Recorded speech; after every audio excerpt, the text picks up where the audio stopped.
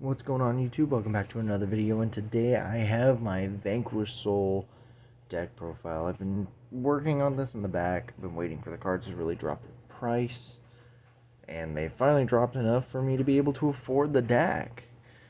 That's mainly because the most expensive deck in the game is now worth $1,000 plus. And yeah. Anyways, I'm gonna get started. You want to talk shit? You want to talk loud enough for the camera to hear you? Starting us off, we have 3 copies of Vanquish Soul Raizen. Raizen is your best starter. Technically, the whole or all of your normal summons in the deck are starters. Been sitting too long? A little rhymy, but it's okay. Oh boy. And Raizen on normal summon searches for any Vanquish Soul monster, and then you can reveal a fire in your hand, and he's unaffected by card effects, or you can reveal both a fire and a dark and destroy all their monsters in the same column. But you can only use one of the effects, and you can't use the effects in the same chain link. So you can't go chain link 1, reveal fire, chain link 2, reveal fire and a dark. And yeah.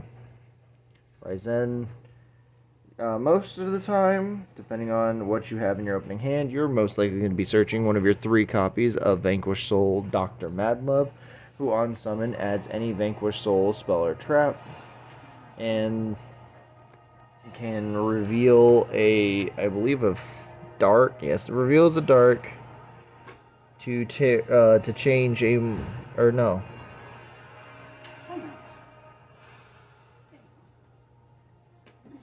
It makes a monster your opponent controls lose 500 attack. The reason why I don't know these off the top of my head is because you don't really use these effects. But then you can reveal a dark and an earth and return the monster with the lowest defense on the field to the hand. And if it's a tie, you choose. Then we have 2 copies of Vanquish Soul Caesar Valius, who can reveal an earth in his hand to make himself unaffected, or no. He reveals an earth. Yeah, he makes himself unaffected, or you can reveal a earth, dark, and fire in order to non-targeting destroy 1 card on the field. And all level 5 and higher Vanquish Soul monsters have or not all of them, but at least Caesar Valius and our next card, is Vanquish Soul Heavy Borger, sorry. Have an effect to target a Vanquish Soul monster you control that is a different monster type. So Heavy Burger says non-machine, and Vanquish Soul Caesar Valius says non-dragon. You return them to the hand to special summon them. It's a quick effect during the main phase, so you can do it during either player's turn at any given point at the main phase. And then Heavy Borger can reveal a dark to draw a card, or you can reveal, I believe it's an earth and a fire. Yes, an earth and a fire to burn your opponent for 1,500 points of damage. Let me straighten that. Oh, well, I didn't straighten it. Okay. Now that's as straight as I'm probably going to be able to get it on camera. So both of these are your primary, end pieces of your end board, and they give you a lot of ways to interact with your opponent or just outright kill them. Then we're also on 2 copies of Vanquish Soul Jialong. Actually, let's put Jialong down here. Jialong was a, I guess, quote-unquote legacy support card.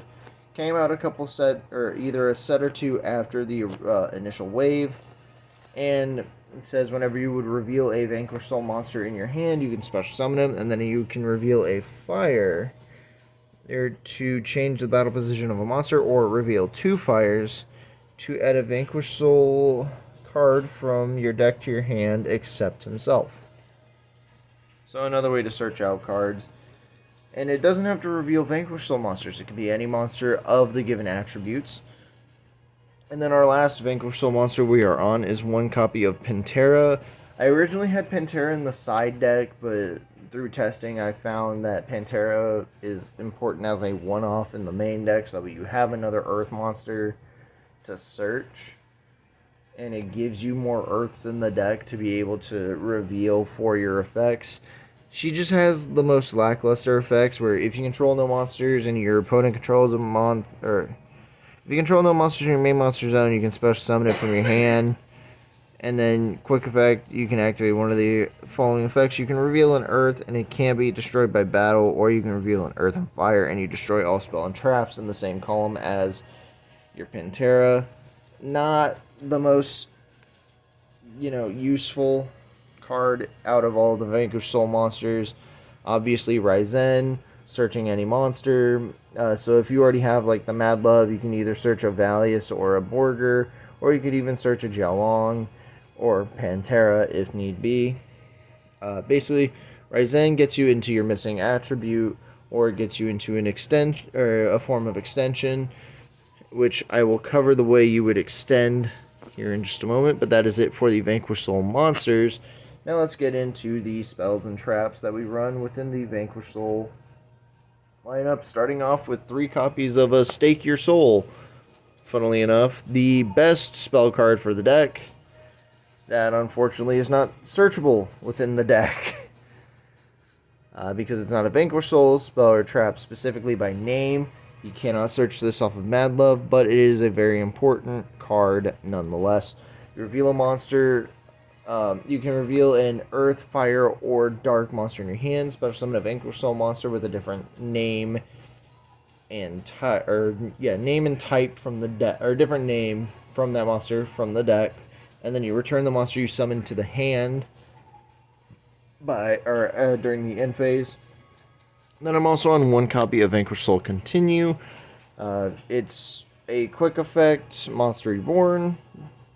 By paying 500 life points, I believe. Yes, you pay 500 life points, and you either add the monster from the graveyard to your hand, or you just special summon it. It's just a one-of that you use for recovery options if need be. And then I'm on 2 copies of Vanquish Soul Snow Devil. I see a lot of people run 1 Snow Devil, but I feel like 2 is an appropriate number. Snow Devil lets you reveal any number of monsters of the corresponding attributes, Fire, Dark, or you can reveal one of each, Fire, Dark, and Earth. And then for each one that you reveal, you get an effect. So for revealing 1, you burn your opponent for 400 damage, and then you can summon a Vanquish Soul from your hand.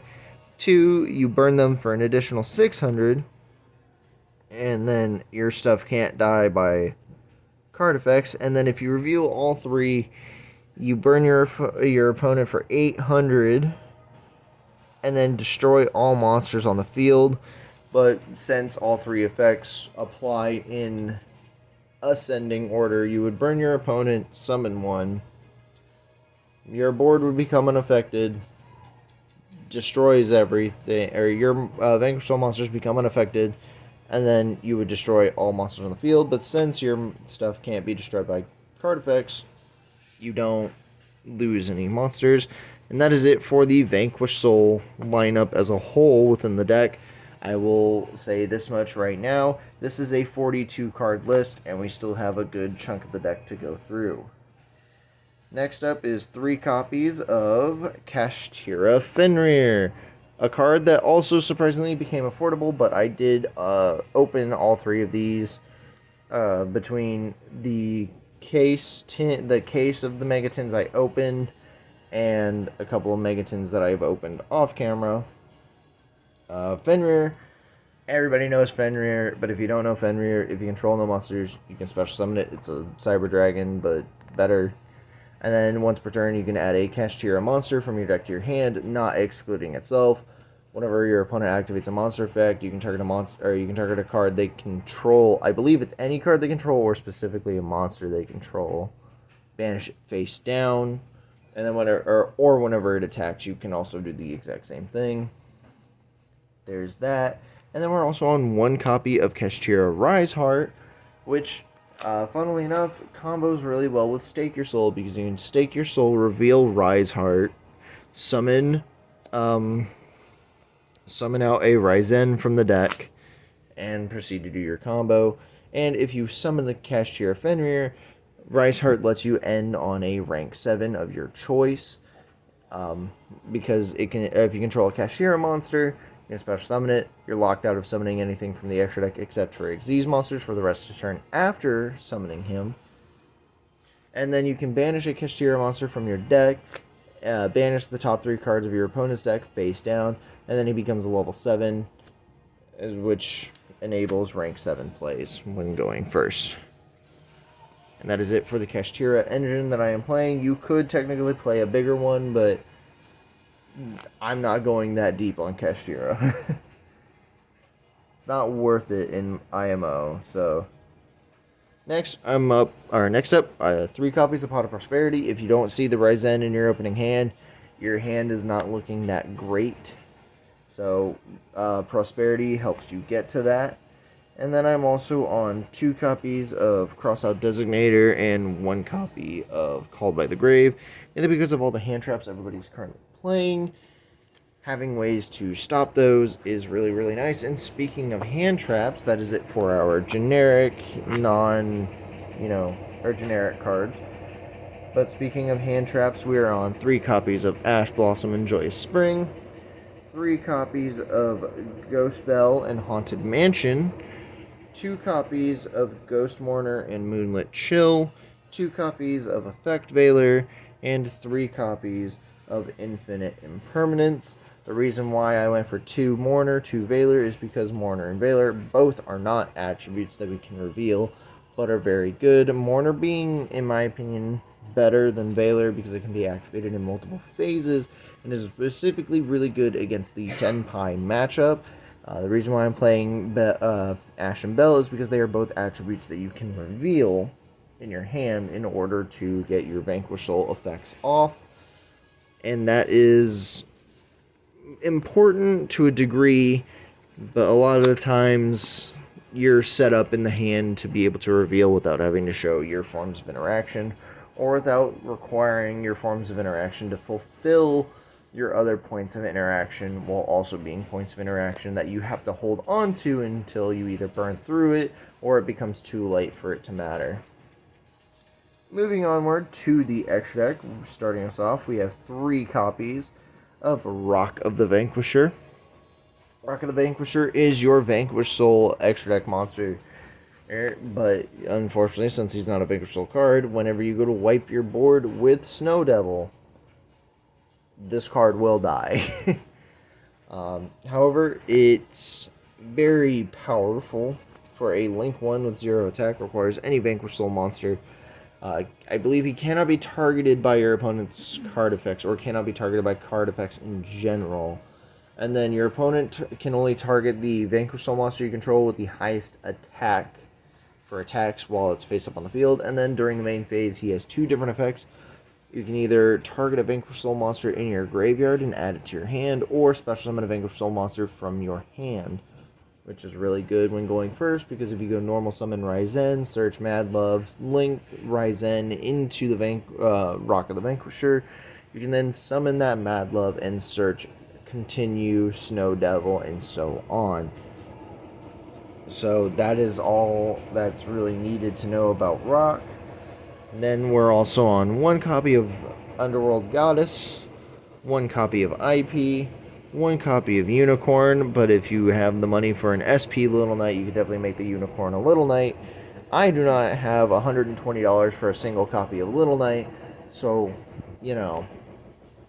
and I don't plan on opening the Age of Overlord anytime soon, because those boxes are climbing up to $200. Then we're also on 1 copy of Nightmare Phoenix, 1 copy of Dark the Dark Charmer. It's okay. 1 copy of Hita the Fire Charmer. And that is it for our Link monsters. A lot of the times, off of Pot of Prosperity, you will be banishing Dark the Dark Charmer because he does not come up nearly as much as Hita, because being able to Hita, grab an Ash Blossom out of the graveyard to make something else is more important in the long run. In fact, you could Hita, grab an Ash Blossom, and then use the Hita plus your opponent's Ash plus one more monster you control and a monster your opponent controls to make the Underworld Goddess. But a lot of the times, you're also just going to make Nightmare Unicorn because it's just better to do that. And then I'm on a small Xyz package. I say small Xyz package. It takes up the rest of the extra deck, but it's one copy of Abyss Dweller, one copy of Tornado Dragon, one copy of Baguska. Plan B is in the deck. Then we're also on one copy of number 11 Big Eye, one copy of Red Ice Flare Metal Dragon, and lastly, one copy of Divine Arsenal Double A Zeus Sky Thunder. You could definitely cut out the Baguska for a Typhon if you have the money, or you could cut Zeus for Typhon, but I feel like running Zeus and Typhon both in the same deck, or same extra deck, isn't that bad, especially an extra deck as flexible as this, because Goddess can be cut, Dark can technically be cut, Baguska, like I said, can be cut, Tornado Dragon can be cut, but the extra deck is also not highly utilized, because most of the time you're just making rock and passing. And another thing you can do is you can use Heavy Borger and a Kashtira Fenrir to make a rank 7, and typically the rank 7 you're ending on, if you're going first, is Flare Metal, but if you're going second, you're making Big Eye. That's why the options exist. Starting us off in the side deck, however, is one copy of Vanquish Soul Dust Devil. I feel like this card is underrated across the Vanquish Soul deck as a whole, mainly because all it is a Book of Eclipse for changing one or not really a full-on Book of Eclipse, but all you do is change the battle position of one of your Vanquish Soul monsters, and then you flip monsters your opponent controls face down equal to the number of Vanquish Soul monsters you control. And this, since it's a quick play, can be done in the battle phase. I feel like it's really, really good, specifically against Tenpai Dragon, and that's where I would side this in, is against Tenpai when I know I'm on the play rather than, on the draw. Then I'm also on two copies of DD Crow, another card that, in my opinion, is also really good into the Tenpai matchup, but it's also got applications against Snake Eye. Being able to discard it to banish anything out of the graveyard is really good, and it's also a dark monster, so it gives you an additional dark targets, and you can also board out Veiler or Mourner depending on the matchup. Specifically Veiler if you're going into a Tenpai matchup, or Mourner if you feel like it's not going to be that important, and having the Veiler more readily available would be more important. Speaking of which, we're also on our third copies each of Veiler and Ghost Mourner, just to, if you need to play more Veiler or more Mourner, depending on matchup. Veiler for Snake Eye, Mourner for literally everything else. And then we're also on three copies of Different Dimension Ground.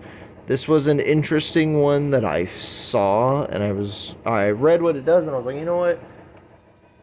It's interesting. It's okay. And because it is for a singular turn, it's not that bad to be playing in here, where you could technically play Dimension Shifter, but since it would be for the entirety of your first turn, and then your opponent's turn, that really hurts your combo, because you're gonna shifter yourself before you start linking. So I figured DDG is better in the sense that when you're on the play, it doesn't hurt you because you get to keep your graveyard on your opponent's turn. You flip this, they lose their graveyard for the turn. And then I'm also on three copies of Dimensional Barrier, two copies of Lightning Storm, one copy of Harpy's Feather Duster, and the third copy of Crossout Designator to round out the side deck. And that is my side deck, and I will pick this up, sort everything out, and I'll come back for the outro. And with that, guys, I hope you guys do enjoy this deck profile. I'm sorry about the mistakes I made in my previous video. Like I said, burnout has not been very polite, and it will not go away. But I'm trying to fix it with this specifically, because this actually kind of makes me want to play Yu-Gi-Oh! Because it actually gets my brain working, and I'm not just sitting there watching the brain dead normal summon Snake Eye Ash combo off into a near unbreakable board for 20-30 minutes straight. And with that, I will see everybody in the next video. Peace.